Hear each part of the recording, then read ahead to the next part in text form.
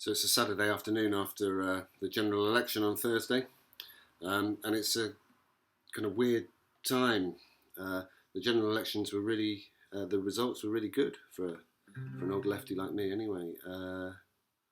There's been a real groundswell of support for Corbyn's Labour Party and the manifesto that he ran on.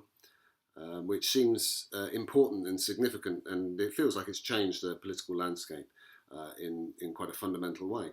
But at the same time, Theresa May is still in Downing Street, but as she is if nothing's happened in the past half hour that I don't know about, and the Tories look set to just carry on in much the same way as they would have done if they had an increased majority. So, of course, lots of things could happen. We don't quite know what. So interesting, unsettled times. I thought it was a good time though to sing one of the political songs from the Hex Project. For those of you who don't know, the Hex Project is a project of mine to write and perform music to sets of words that were collected by a fellow called Alfred Williams about 100 years ago from anywhere within cycling distance from his home just outside Swindon, basically. So rural Gloucestershire, North Wiltshire, and into Oxfordshire. These particular sets of words that I'm going to sing for you, it's called What's a Labourer's Lot in This Country of Freedom.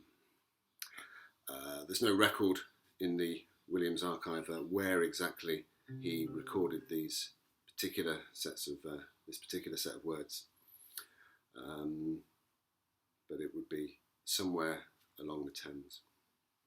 And although it was about 100 years ago that he collected the words, I think they go back a little bit further than that. This is often the way of things. I think we have here a pretty unfiltered window onto the rural, radical 19th century. It's quite fun. What's a labourer's lot in this country of freedom? 6 children to feed and 10 shillings to feed 'em. A jail or a workhouse for all those who need 'em. Pray, what does a labourer lack? 10 shillings a week will fill but one belly, but Tom, Bill and Hal, Paul, Susan and Nellie, they'd eat all day long, my old lady of telly. I only can just get a snack.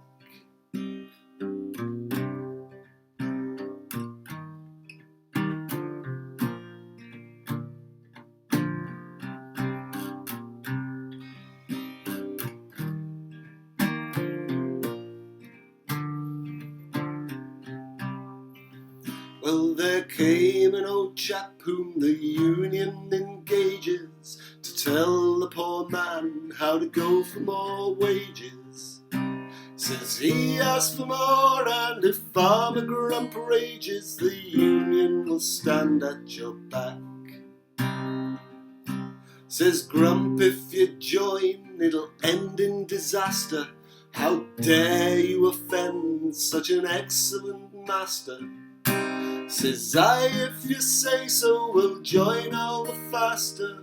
Oh, he looked awfully black.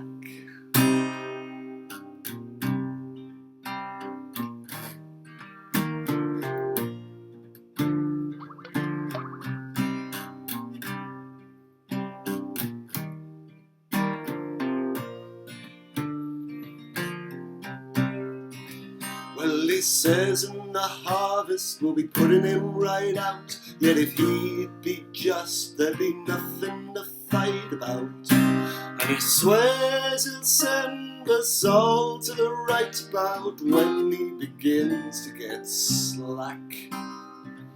Well, there's plenty of work to be had by the willing, with wages at double the paltry 10 shilling.